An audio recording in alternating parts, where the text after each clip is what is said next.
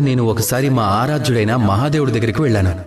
వెళ్ళగానే ప్రశ్నించాను, ఓ మహాదేవా, జీవితంలో ఆనందం, ఉత్సవం జరుపుకుని, ప్రేమని పంచుకొని, ఉల్లాసంగా గడపటానికి అన్నింటికంటే మంచి సమయం ఏది అని.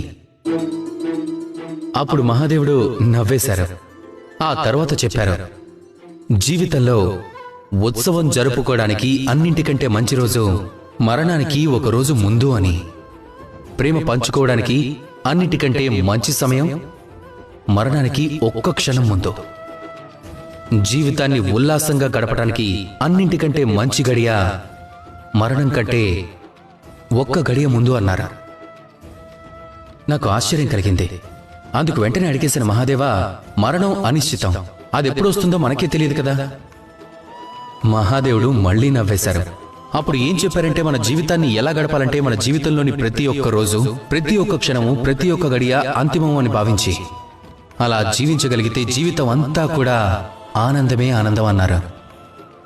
అవును కదా? మీరు ఈ విషయాన్ని గుర్తు పెట్టుకొని నాతో ప్రేమగా గొంతు కలపండి. రాధా